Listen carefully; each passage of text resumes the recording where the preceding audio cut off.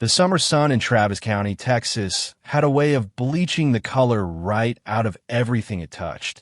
The rooftops, the highway signs, even the dusty blue of the sheriff's cruiser parked out front of the courthouse.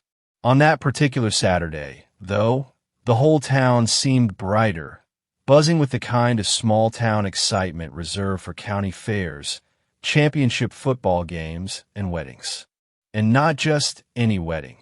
This was the wedding of Sheriff Raymond Cole, the man who had worn the badge here for nearly 3 decades.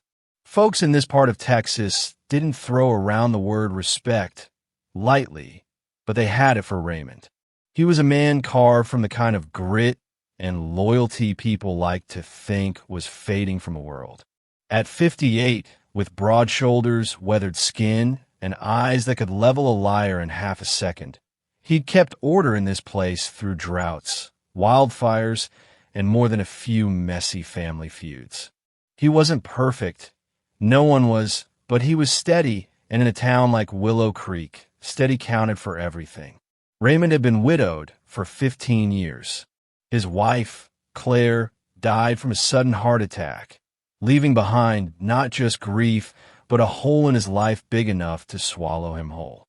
And then there was the other loss, the one no one ever dared to mention unless they'd had one too many beers. 2 decades ago, his only child, 7-year-old Ethan, vanished from their backyard one warm October evening. No ransom note, no witnesses, no body, just gone. For years, Raymond chased leads across the state, kicking down doors and wearing out his welcome with more than one sheriff's department. Eventually, the trail went cold. The case became a ghost he carried with him, always just behind his shoulder. Most folks figured Raymond would live out the rest of his days alone, married to the job. Then last year, she showed up. Alicia Monroe arrived in Willow Creek like a gust of warm air in the middle of winter. 27, with a smile that could disarm a room and eyes that seemed to hold entire conversations without saying a word, she rented a modest room above the old hardware store and told anyone who asked that she was just looking for a quieter life. She never talked much about where she came from, only that she'd bounced between states and jobs, and that she didn't have any family to speak of.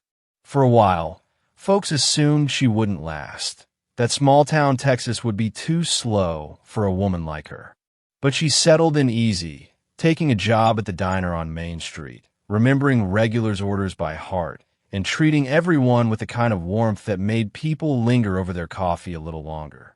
Raymond first met her on an ordinary Tuesday afternoon when she came into the sheriff's office to report a stolen handbag.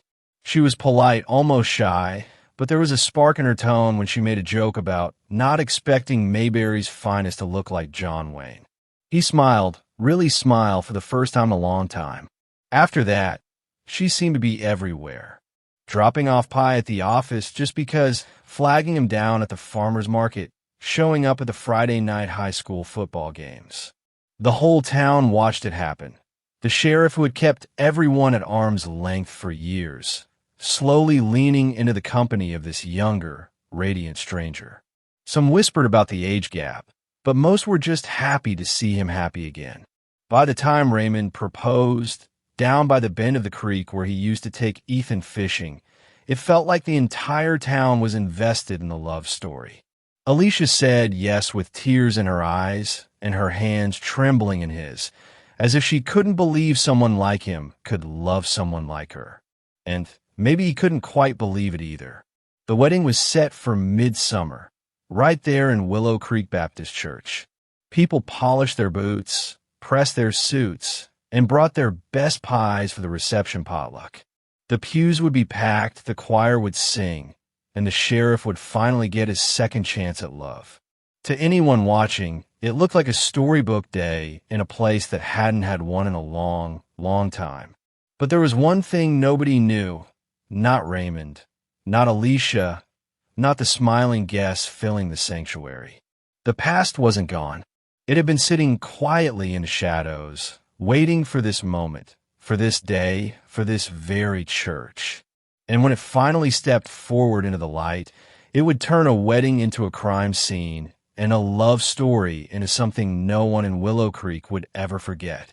It started the way small-town romances often do, by accident.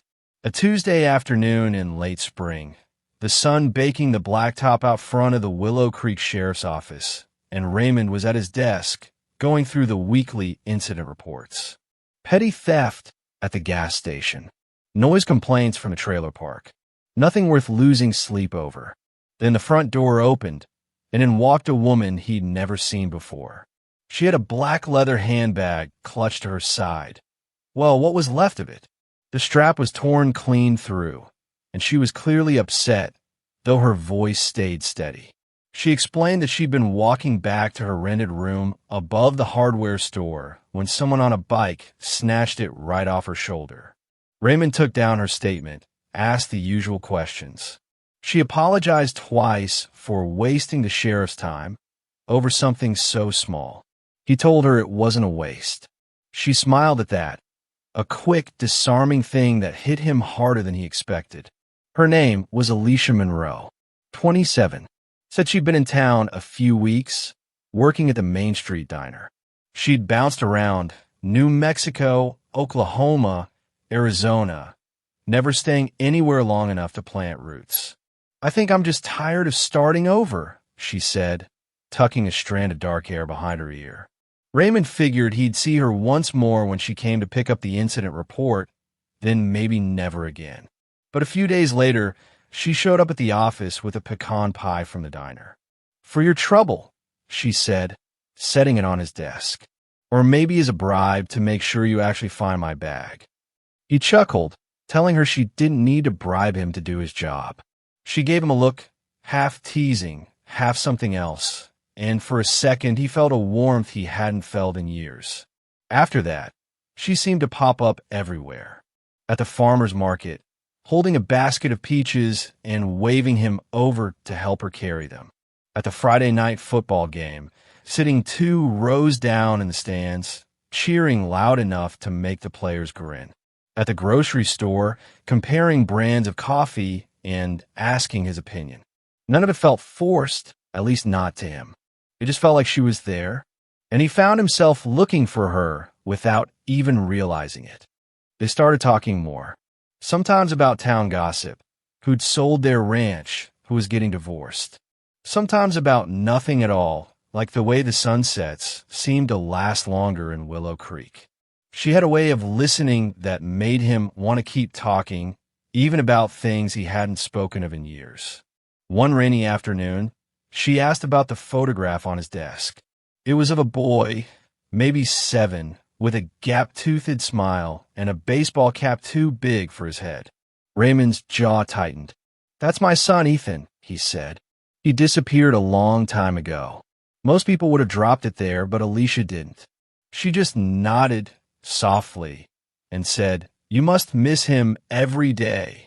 Something about the way she said it, like she understood the shape of that kind of loss, lodged in his chest.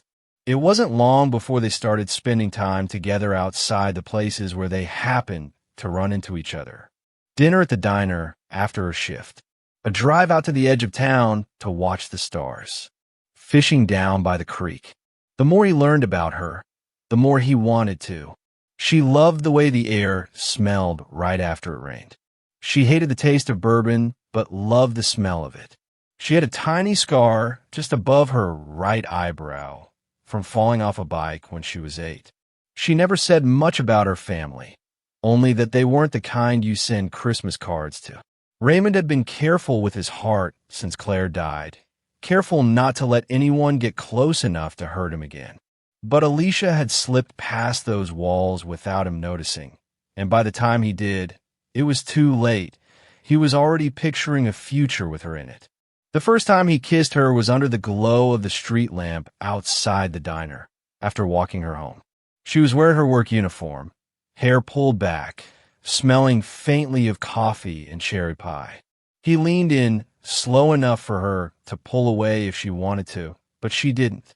When their lips met, something inside him broke open, and for the first time in years, the ache in his chest didn't feel so heavy.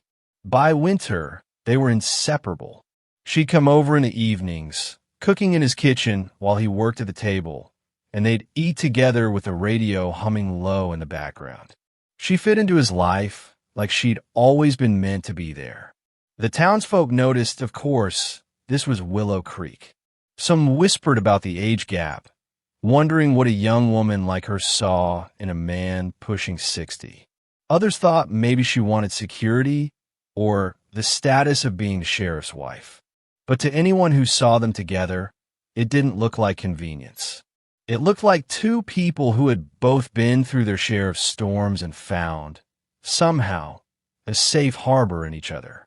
The proposal came on a mild March evening, down by the same bend in the creek where he used to take Ethan fishing. The air was still, the sky streaked pink and gold. He had no ring, just words, simple and steady, the way he'd always been. Alicia, I don't want to waste another day without you. Marry me. She covered her mouth with both hands, eyes shining. Yes, she whispered. Yes. For Raymond, it felt like the first real win in a long time. For Alicia, it was something more complicated, a mixture of joy, fear, and a kind of relief she couldn't quite name. She kissed him, holding on tight, as if afraid he might disappear if she let go. They set the date for midsummer. The whole town would be there, some out of love, some out of curiosity, all of them ready to watch their sheriff start a new chapter. Neither of them knew that the chapters ahead would end in blood, shock, and a truth so twisted it would rip the town apart. The morning of the wedding broke warm and golden, the kind of Texas summer day where the air hums even before noon. By 9 o'clock, the Willow Creek Baptist Church was already dressed for the occasion. White satin bows tied to the pew ends, mason jars filled with baby's breath along the windowsills, the scent of fresh lilies hanging heavy in the air. Outside, the parking lot was packed with pickup trucks and a few dusted sedans. Folks who hadn't been to church in months, maybe years, were suddenly front and center, dressed in their Sunday best, ready to witness the sheriff's big day. Inside the church, the choir was warming up, their voices weaving through the faint hum of the air conditioning unit. At the altar, Pastor Wayne Ferguson adjusted his glasses and glanced toward the double doors, his well-worn Bible tucked under one arm. This was no ordinary wedding. This was the sheriff's wedding. Nearly the whole town was there. Shop owners, ranch hands, teachers, and retirees, all leaning into the idea that today was something hopeful, a love story unfolding in real time. Raymond stood near the altar in a dark gray suit. His boots shined to a mirror finish. His broad shoulders filled the jacket, and his silver hair was neatly combed, but there was a tightness around his jaw that only those who knew him well might catch. He'd never been one for public displays of emotion, but his hands gave him away, loosely clasped, then tightening, then loosening again. The music shifted, signaling the wedding party's entrance. Bridesmaids in soft peach dresses glided down the aisle, groomsmen in matching gray suits following behind. And then the music softened, the notes stretching like hell breath. The doors opened, and there she was. Alicia stepped into the sunlight, streaming through the doorway, a vision in ivory lace. The dress hugged her frame, the skirt flowing like water with each step. A sheer veil framed her face, but it couldn't hide the brightness in her eyes or the way she bit her lower lip to keep from smiling too wide. In her hands, a bouquet of white roses and lavender, tied with a satin ribbon. The crowd collectively exhaled. Even those who had whispered about the age gap, even the ones who came out of curiosity more than love, couldn't deny she looked radiant. Raymond's gaze locked on her, and for a moment, something unguarded passed over his face. Pride, maybe, or awe. She began her walk down the aisle, each step in time with the music. The room seemed to shrink, narrowing to the space between them. She looked straight at him, her smile softening into something almost shy. Halfway down the aisle, she caught sight of Mrs. Dillard from the diner, who gave her a little nod of encouragement. Alicia's grip on the bouquet tightened, and she kept moving. When she reached the altar, Raymond stepped forward, offering his arm. She slipped her hand into his, her fingers warm, the faint tremble almost unnoticeable. The pastor began speaking, his voice rolling through familiar vows and blessings, the kind everyone in the room could recite by heart. For a few minutes, it felt like a scene lifted from a picture book, two people ready to start their lives together, the church filled with sunlight and hope. But then, somewhere between to have and to hold, and in sickness and in health, something shifted. It was small at first. Raymond's gaze, steady on her face, dropped slightly to her neck. There, just above the lace of her gown, a thin, pale scar curved from just below her ear toward her collarbone. A scar he knew. He'd seen it before, long ago, when he'd lifted a little boy out of a creek after a bike accident.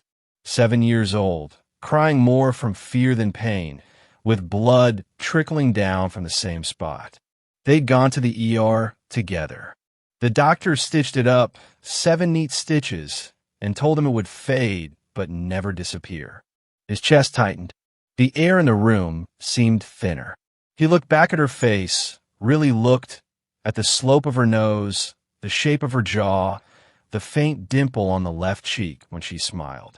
His mind began layering images, Alicia now and Ethan then, until they blurred into one. Alicia saw it happen. She saw the recognition flicker in his eyes, saw the way his hand stiffened in hers. And in a voice so low it was almost a breath, she whispered, "Dad." The word hit him like a blow. His vision tunneled.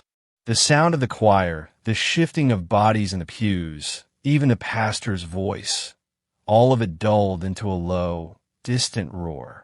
He staggered back half a step, his hand slipping from hers. Somewhere behind him, one of the groomsmen murmured, "Sheriff?" But he didn't answer. Images flooded his mind. Ethan's laugh, the empty backyard that October evening, years of dead-end leads, the nights he'd prayed for a miracle. And now here she was, his missing child, standing in a wedding dress, about to become his wife. The crowd noticed the change. Whispered confusion rippled through the pews. The pastor hesitated mid-sentence, glancing between them. Raymond's breath came fast, shallow. A knot of rage, grief, and horror twisted in his gut. Every muscle in his body screamed to move, to do something, anything to make this stop. His right hand slid toward his hip, almost without thought. Alicia's eyes widened as she realized where his hand was going. "Please," she whispered, her voice breaking. "Let me explain." But the sound of leather creaking and the metallic snap of the holster drowned her out. Gasps echoed through the church as Raymond drew his service revolver. He didn't raise his voice, didn't shout. He just leveled the gun at her chest, the way he'd done 1,000 times in training, and pulled the trigger. One shot, then another, and another. 5 in total, each one cracking through the sanctuary, sending the congregation into chaos. Alicia crumpled to the floor, her bouquet scattering across the aisle. Someone screamed, high sharp shattering. The pastor stumbled back, dropping his Bible. People dove for the floor, others bolted for the exits, the sound of boots and heels pounding against the wood. For a long second, Raymond just stood there, his gun hanging loosely in his hand, his eyes fixed on the still form at his feet. The sunlight streaming through the stained glass painted the scene in strange, holy colors, reds and golds and blues. Then the groomsmen tackled him, knocking the revolver from his grip. Somewhere in the struggle, someone shouted for an ambulance, someone else for the state police. The sheriff's badge on his chest caught the light as they pinned him to the ground. In the corner, the organ's final chord hung in the air, unresolved, as if the music itself didn't know what to do next. The moment the word left her lips, Dad, something inside Raymond snapped so fast it felt like a bone breaking. The image of that scar and the truth it carried still burned in his mind. There was no space left for questions, only the crushing weight of what he now knew. His mind didn't have time to untangle the impossibility of it. The shock came first, white-hot and blinding. Then the horror, twisting into a deep, gut-level revulsion that made his skin crawl. And beneath it all, a boiling rage, not the kind that flared and faded, but the kind that roared up from somewhere ancient, demanding action. The church around him blurred, faces melting into indistinct shapes. He could hear people breathing, hear the faint shuffle of someone in the back shifting on the pew, but the sounds were muted, distant.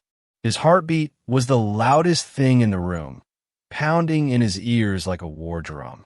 Alicia's eyes, those same eyes he'd kissed goodnight 20 years ago, were wide, pleading. "Please," she whispered again, her voice trembling but steady enough to hold his gaze. "Let me explain."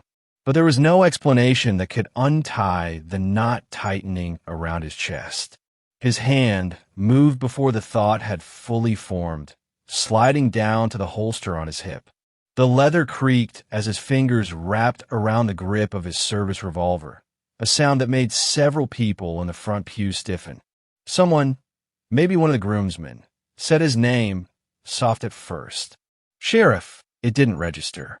He pulled the gun free, the weight of it settling into his hand like an old, trusted companion. The steel was cool against his palm, the trigger familiar under his finger. Alicia's mouth opened, but whatever she was about to say dissolved in the crack of the first shot.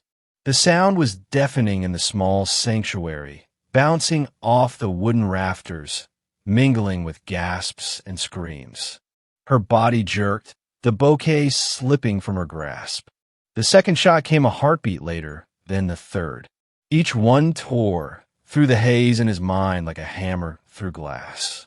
By the fourth, the pews were a blur of motion, people ducking, diving for cover, clutching children, clutching each other. By the fifth, Alicia was already on the ground, her veil fanned out like a spill of snow, blood blooming across the lace of her dress. The air smelled of gunpowder and flowers, a sickening mix that clung to the back of his throat.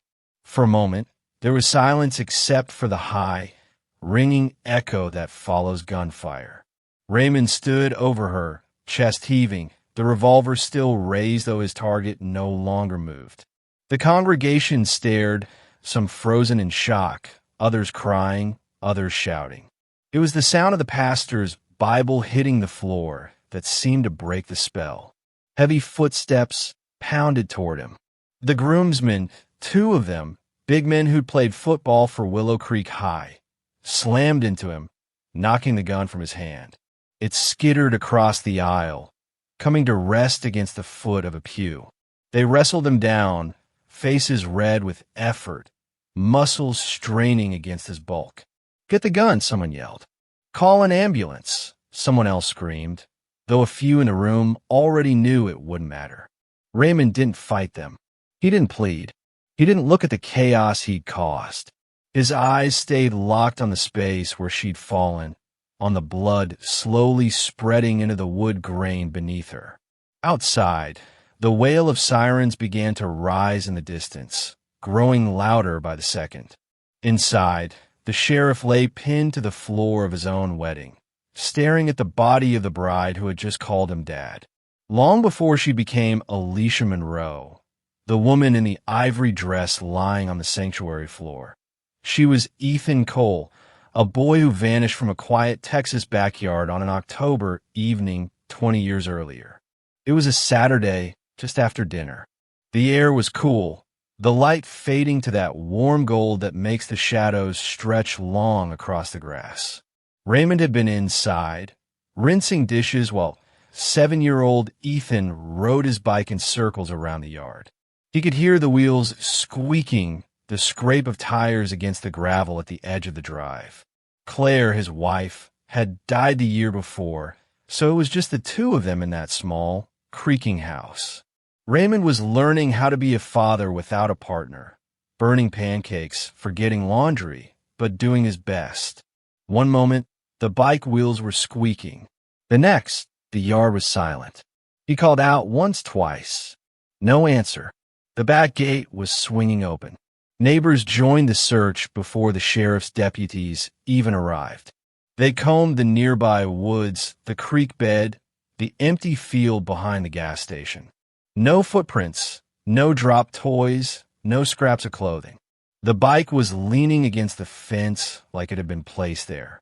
The official investigation stretched for months. Raymond, not yet sheriff then, haunted every lead. A man in a blue truck scene near the park. A rumor about a drifter camping by the railroad tracks. A tip about a boy matching Ethan's description in San Antonio. Each one ended in nothing. By the end of the first year, the case had gone cold. But Ethan's story didn't end in that backyard. He woke up in the back seat of a car, the landscape rolling past in a blur. The man behind the wheel didn't speak much, and the woman in the passenger seat, sharp-featured, chain-smoking, kept glancing back like she was sizing him up. They told him their names were Carl and Marlene, but not to call them that in public. They said he was theirs now, and if he wanted to stay alive, he'd keep quiet about where he came from. The years that followed were a haze of cheap motels, back roads, and lower-end apartments in towns that all smelled the same. Carl and Marlene were not the kind of people who asked what you wanted for dinner or check your homework. They yelled more than they talked. When they drank, they got mean. Ethan learned to make himself invisible, to slip out of the way before trouble hit. By the time he was 12, he figured out that what he felt inside didn't match what the world saw. In the cracked mirror of a bathroom in a rundown Oklahoma trailer park, he whispered the name Alicia to himself for the first time. It felt like something warm and real in a life that had been cold and false for too long. At 15, after one night, too many of Carl's fists and Marlene's venom, Ethan, now Alicia, at least in her own head, ran. She caught a bus heading west with $27 in her pocket and a backpack stuffed with 2 shirts, a toothbrush, and the cheap lipstick she'd shoplifted from a pharmacy months earlier. She landed in Albuquerque first, scrubbing dishes in a diner kitchen under the table. Then Phoenix, where she made beds at a motel that smelled like mildew. In Tucson, she met a bartender who told her about a clinic in New Mexico that didn't ask many questions and would start her on hormones if she could scrape together the cash. She worked double shifts for months, saving every crumpled bill. Her 20s were a patchwork of cities and names. Alicia Monroe wasn't the first alias, but it was the one that stuck. She learned how to move without being followed, how to keep her past locked up tight. She had friends for a season, jobs for a season, but nothing permanent. Underneath it all, there was a dull ache, a sense that she'd left something unfinished behind. She'd tell people she was an only child, that her parents had died when she was young. No one ever pressed too hard. In a world where everyone's looking at their phones, it's easier than you think to disappear in plain sight. It was in a small rental room in Lubbock, one night, when she couldn't sleep, that she stumbled across a news clip online. A local Texas station replaying the unsolved segment about the boy who'd gone missing from Willow Creek 2 decades earlier. Ethan Cole, her old face, younger, staring back at her from the screen. She froze. The anchor's voice was chipper, almost careless. If you have any information, call the tip line below. She clicked the laptop shut so fast the charger cord popped out. But the image stayed with her. She'd buried Ethan so deep she thought he'd never resurface. And yet, the thought of going back began to take root. It took another year before she acted on it. She told herself she wasn't going back to him. She was going back to see the town, to see if the ghosts were real or just in her head. She arrived in Willow Creek on a bus. a single duffel slung over her shoulder. The streets looked the same diner, same hardware store, same church steeple cutting the sky. And then she saw him. She hadn't planned to talk to him, but fate, or whatever you want to call it, had other ideas. The stolen handbag incident gave her an opening, and once she stepped through it, she couldn't seem to close the door. At first, she told herself it was curiosity. She wanted to see the man her father had become, the man who'd raised her for 7 years and then, she thought, hadn't fought hard enough to find her. But the more time she spent around him, the more complicated it got. He wasn't the monster she'd built in her head. He was lonely, kind, in his gruff way. And whether she wanted to admit it or not, she liked being near him. The proposal blindsided her. She should have said no. She knew that. Every cell in her body screamed that this was the point to walk away. But the word yes slipped out before she could stop it. Maybe she thought she'd find the right time to tell him the truth.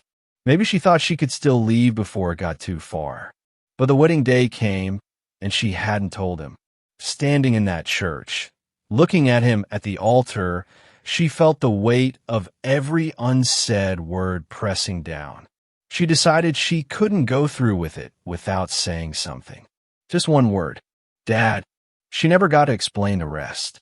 The moment the last echo of gunfire faded inside Willow Creek Baptist, the church erupted into chaos. Someone was crying so hard they couldn't breathe. The pastor was on his knees, murmuring prayers over Alicia's motionless body. Children were being pulled under pews by terrified parents. And in the middle of it all, Sheriff Raymond Cole, still in his wedding suit, was on the floor, pinned by 2 groomsmen until the state troopers arrived. The Texas Rangers were called in before the paramedics had even wheeled Alicia out under a white sheet. It was standard procedure when a lawman was accused of a serious crime, but here, it was more than that. This was their sheriff. The town's top cop had just killed his own bride in front of half the county. The headlines were already writing themselves. By the time Ranger Captain J.D. Marlowe walked into the station that afternoon, Raymond was sitting in an interrogation room, his tie gone, his shirt collar open, a styrofoam cup of untouched water in front of him. He didn't look up when the door opened. "Sheriff," Marlowe said, his voice low, careful. "We're going to need a statement from you." Raymond's eyes stayed fixed on the table. "I've been on the other side of this room 100 times, J.D. We both know what happens next." Still, the recorder was switched on. The first question was simple. "Why?" "She lied to me," Raymond said after a long pause. "She lied about who she was. About everything. What exactly did she tell you?" "Nothing. Not until today." He exhaled sharply, his voice cracking for the first time. "She's my son. Ethan. I saw the scar. Heard the word. I knew." In another room, witnesses were being interviewed. Pastor Ferguson, still shaken, told them he'd seen the change come over Raymond like a storm rolling in. Bridesmaid Kelsey Harmon said she heard Alicia whisper something just before the shots, but she couldn't make out the words. A man sitting in the second pew swore he heard the word Dad. Outside the church, Rangers collected shell casings and bagged the revolver. Blood spatter analysis was photographed. The bouquet, white roses now streaked with red, was taken as evidence. Every detail was cataloged. Every camera in the building checked for footage. At the county hospital, the medical examiner began the autopsy. Alicia had been struck in the chest and abdomen. 3 of the 5 bullets caused fatal damage. Toxicology would come later, but early examination confirmed what Raymond had said. The scar on her neck matched the old medical record from Ethan Cole's childhood accident. The Rangers weren't just building a murder case. They were unraveling 2 decades of mystery. They pulled the cold case file on Ethan's disappearance, cross-referencing old tips and photographs with Alicia's recent life. Fingerprints taken during the autopsy were run through state and federal databases. Within 48 hours, DNA confirmed it. Alicia Monroe and Ethan Cole were the same person. When the news broke, Willow Creek split down the middle. Some said the sheriff had been pushed past the edge, that no man could handle the kind of revelation in the middle of his own wedding. Others saw it as cold-blooded murder, proof that even a beloved lawman could be a monster behind closed doors.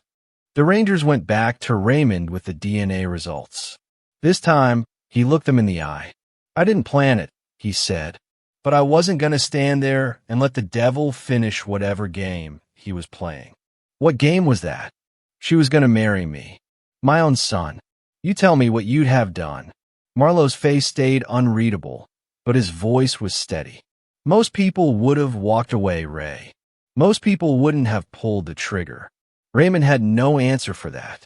By the end of the week, the district attorney announced formal charges. First-degree murder, use of a firearm in the commission of a felony, and abuse of official capacity.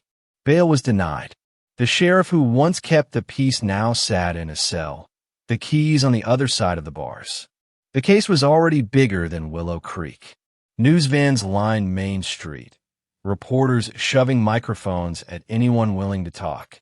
National anchors called it the wedding day murder, while tabloids splashed it with headlines like "Sheriff Shoots Bride" after shocking reveal. But behind all the noise, the investigation kept grinding forward. The Rangers traced Alicia's movements in the years before she arrived in Willow Creek, piecing together bus tickets, employment records, and a scattering of aliases. They found no evidence she came to town with malicious intent, no signs of blackmail, no financial scams. If she had a plan, it seemed to be nothing more than to be close to him again. That detail didn't make it into Raymond's version of the story. In his mind, the truth was simple. She'd lied, and he'd stopped it. The rest was just paperwork. What no one could agree on, not the Rangers, not the DA, not the people in the pews that day, was whether the shooting was a crime of passion or an execution bore of something much darker. That question would follow Raymond all the way into the courtroom. And in Willow Creek, the line between justice and vengeance had never felt thinner. Summer bled into fall. By the time the first leaves began to scatter along Main Street and the air carried that early bite of cold, Willow Creek was bracing for the trial that would decide the sheriff's fate. The trial of Sheriff Raymond Cole opened on a crisp Monday morning in late October, 3 months after the wedding that had ended in gunfire. By then, the story had long since escaped Willow Creek, splashed across national headlines, and dissected on talk shows. The courthouse, a squat brick building that usually handled nothing bigger than property disputes and petty theft, was surrounded by satellite trucks and barricades. Locals lined the sidewalks, some carrying signs that read justice for Alicia, others with hand-painted boards saying "Free our sheriff." Inside, the air was heavy with anticipation. Every seat in the gallery was filled, townsfolk, reporters, a handful of activists from outside the county. The jurors filed in quietly, 12 ordinary citizens who would decide the fate of the man they'd all grown up seeing in a badge and uniform. Raymond entered wearing a gray suit, no tie. His hands were cuffed in front of him, but the deputies removed them as soon as he sat at the defense table.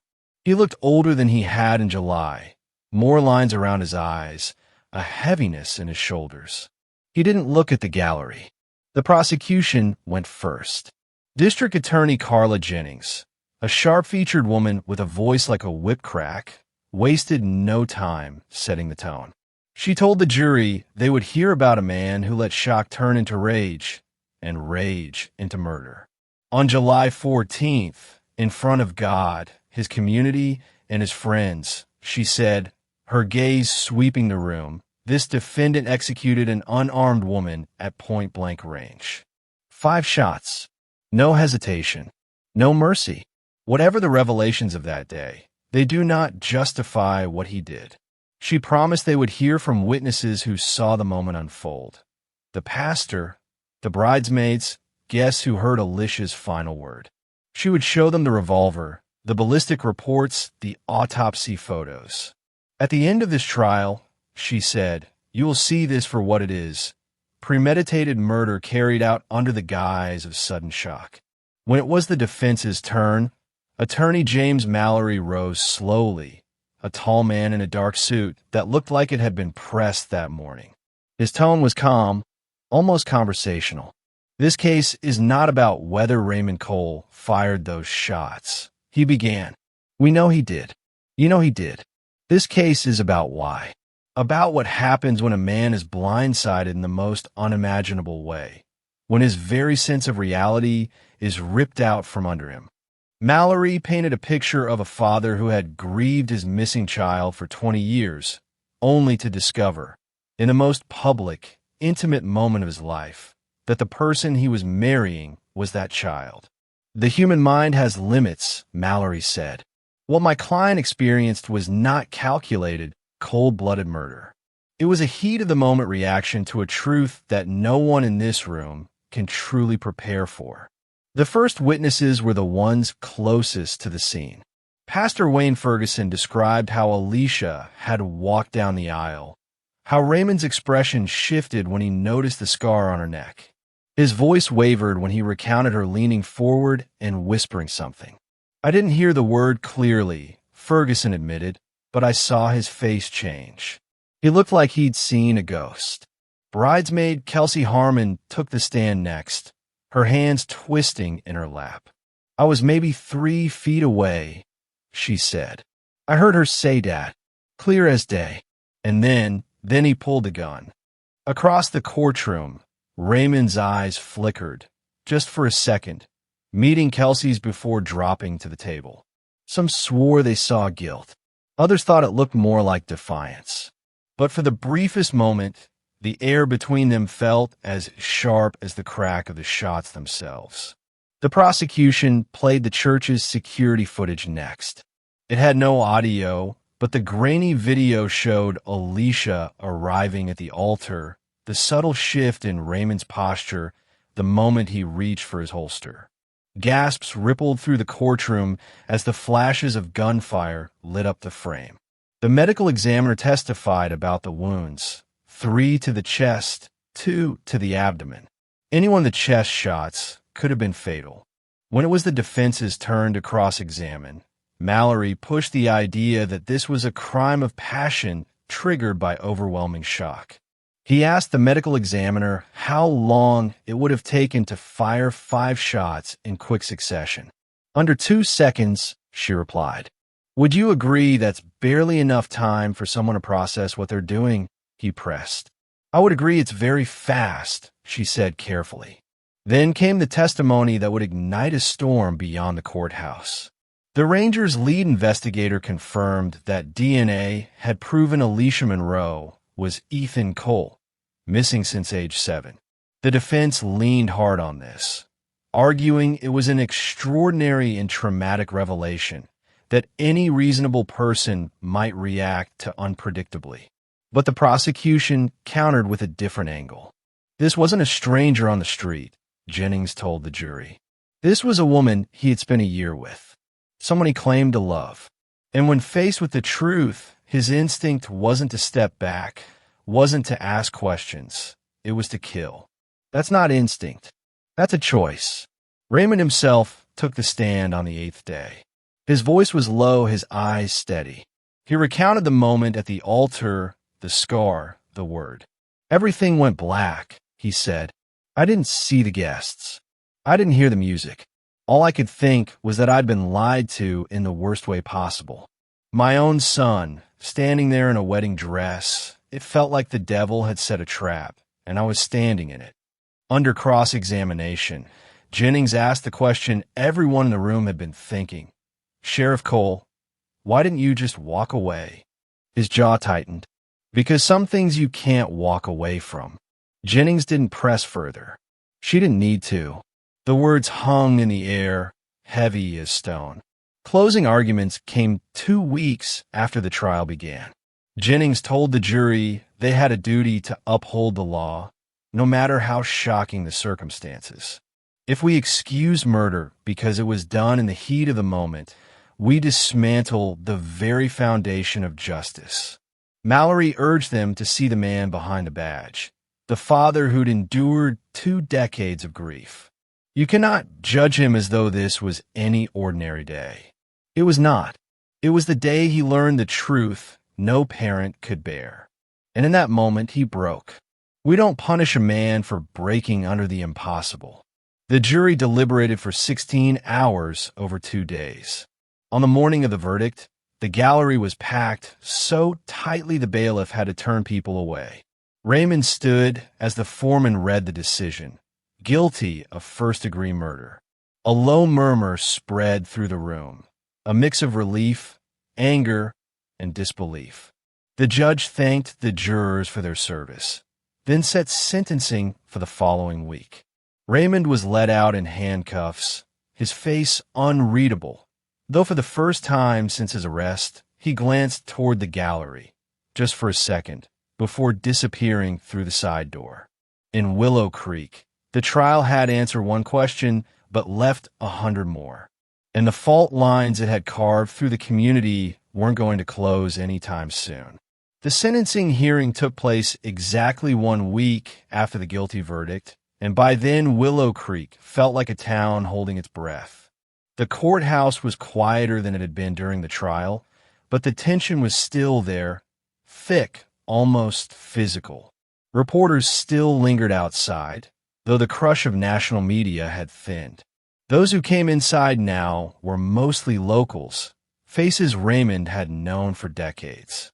Some were there to see justice delivered. Others were there to watch a man they'd once trusted to protect them face the final measure of the law. Raymond was brought in wearing the same gray suit he'd worn through the trial, though now it hung looser on him, the fabric sagging at the shoulders. His hands were cuffed in front of him as he sat at the defense table beside his attorney, James Mallory. Across the aisle, District Attorney Carla Jennings sat with her notes neatly stacked, her face as composed as it had been since day one. Before the judge could speak, the court heard victim impact statements.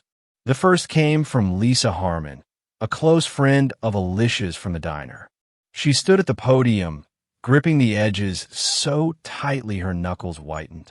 Alicia was kind, she said, her voice shaking. She'd bring me soup when I was sick. She'd stay late to help clean up without being asked. She wanted to belong somewhere. She thought she'd found that here. But instead, Lisa's voice cracked, and she had to stop. Then came Alicia's neighbor from her rented apartment above the hardware store, an older woman named Jeanette. She used to sit on the steps and talk about how much she liked this town, Jeanette said. She was excited to marry the sheriff. I don't think she had any idea how it would end. Finally, a man from the LGBTQ plus advocacy group in Austin stepped forward. This wasn't just about a family secret, he said. It was about someone's right to live as who they are without fear of violence. Alicia's story is a tragedy, but it's also a warning.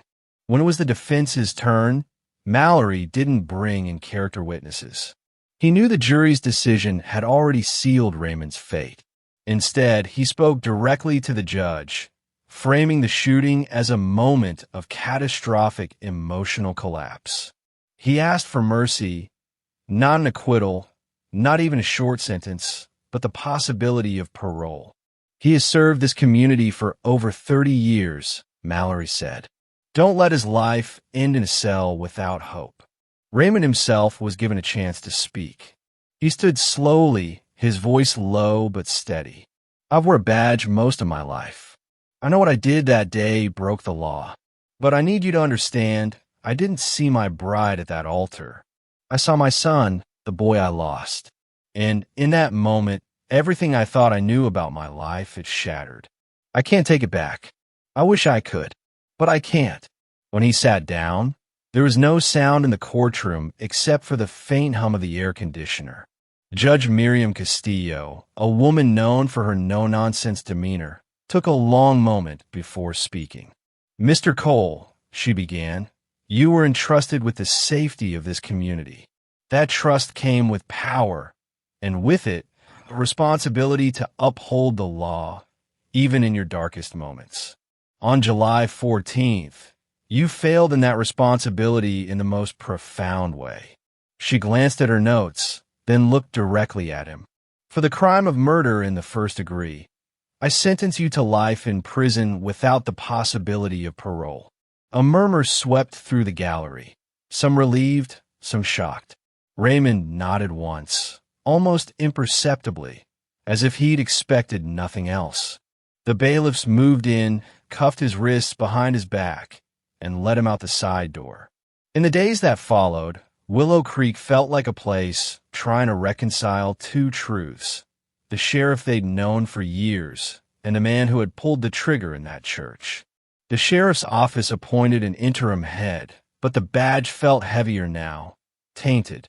At the Baptist church, the sanctuary floor was refinished, but those who'd been there swore they could still see it, the outline of the moment that had changed everything. Alicia was buried quietly in a small cemetery just outside Austin, under the name she chose for herself. A modest headstone bore a simple engraving: "Beloved, at last at peace." A few locals made the drive for the service. Most stayed away, not out of malice, but because they didn't know how to stand at that graveside without feeling complicit somehow. For some, the trial had brought closure. For others, it had opened wounds they didn't know they had, about family, identity, and the limits of forgiveness. And for Raymond, the walls of a state prison would be the last home he'd ever know. In a town as small as Willow Creek, people used to say there were no real secrets. Now they knew better. Some secrets didn't just hide in the dark. They waited for the right moment to step into the light. And when they did, nothing and no one would ever be the same. In the months after the verdict, Willow Creek tried to stitch itself back together, but the seams never lay quite right. The case had left cracks in the town's identity, the kind you couldn't patch over with Sunday sermons and potluck dinners. The sheriff's badge, once a symbol of pride, now hung in the office behind glass, more like a relic from a cautionary tale than a mark of honor.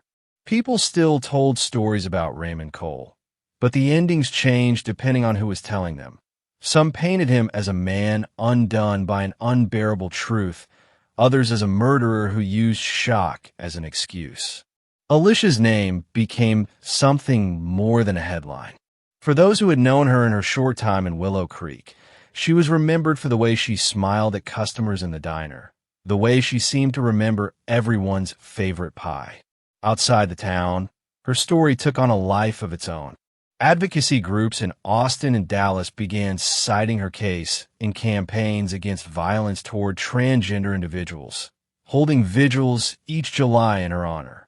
At one rally, a speaker read her name aloud, then said, "She was more than how she died. She was who she chose to be."